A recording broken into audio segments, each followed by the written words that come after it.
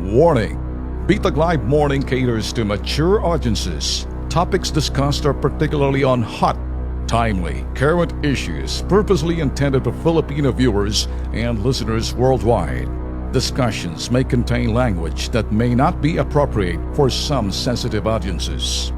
If you do not approve of the content listed above, please do not watch our videos. If you wish to continue, we strongly advise that you proceed with caution. Viewer maturity is advised. There's about 300 billion pesos na ilalaan ho sa infrastructure. Okay? Lalo-lalo na sa mga seaports, airports, yan sinasabing daanan, yung MRT, mass transport. Yan ho, dollars ho yan. 300 billion.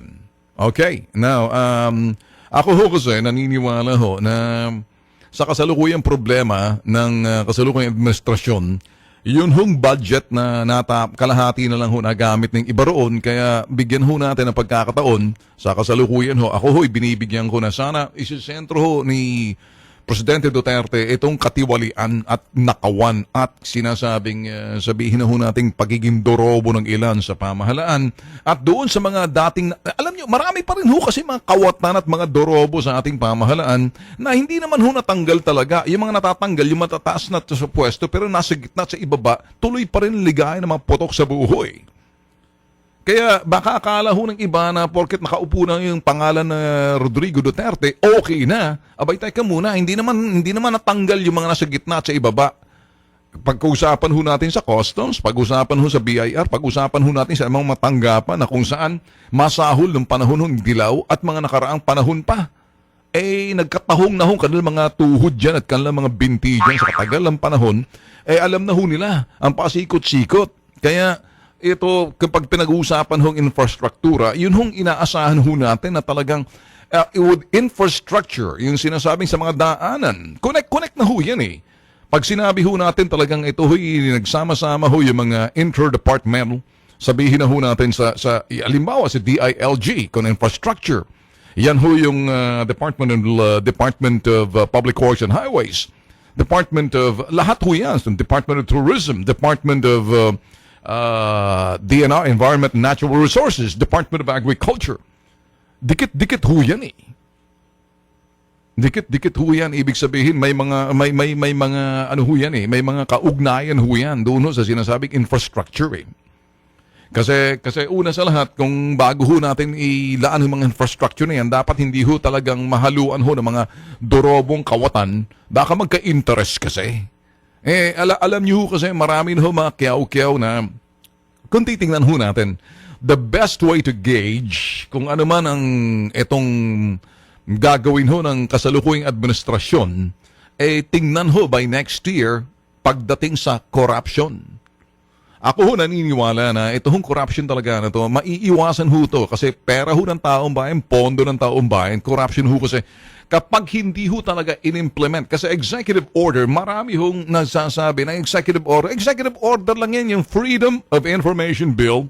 At marami pang mga sinasabing, sabi nila, na mga, na mga bagay na kung saan, pang-executive lang yan.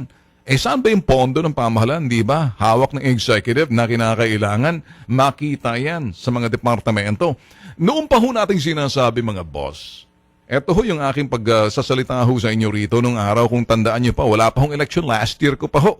Last year pa ho, wala pang election, last year pa lang ho, sinasabi na ho natin na pinagmamalaki ho ni Mar Rojas.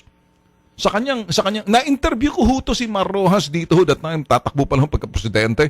I believe it was in January, February, or March, somewhere that time. They were talking, pinagmamalaki niyo ho yung BUB, bottom-up budgeting. Maganda ho yan eh. Sa dilaw ho nangyari yan. Pero ako ho naniniwala, kahit na ho si Ben Diok ng Department of Budget and Management, naniniwala ho sa sinasabing magandang layunin ho ng bottom-up budgeting na kung titingnan ho natin yung pinakasaysay ho ng sinasabing BUB na yan, B, bottom, U, up, B, budgeting. Kaya lang, ito ho, pag sinasabi, may kinalaman ho sa mga pondo ho to eh. Kung saan ang babadgetan, anong proyekto, anong probinsya, anong rehiyon, anong munisipyo, anong syudad. Na para makapagbantay ho ang taong bayan. Mahalaga ho rito talaga, lahat ho tayo mga Pinoy magbantay. we cannot just simply give it to the watchdog. Hindi lang natin pwedeng ipagkatiwala at pagkaubaya sa mga watchdog na yan na mga anti-corruption body na kung ang mga mamamayan tutulog-tulog sa pansitan, pakialam.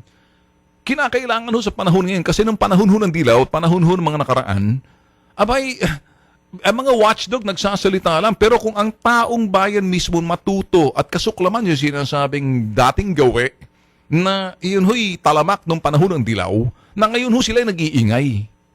Sila ho ngayon nag-iingay, mga marcha-marcha ng ganyan, dahil paglibing ho doon sa sinasabi ng diktador sa libingan ng bayani. Ito ho dapat bantayan for next year. Wag ho natin, kumbaga, kung itong taon na to, wag ho nating sayangin na carry over itong mga kabataan na to, parang sila ho yung magiging lightning rod para magkaroon ho ng division ulit yung bansa.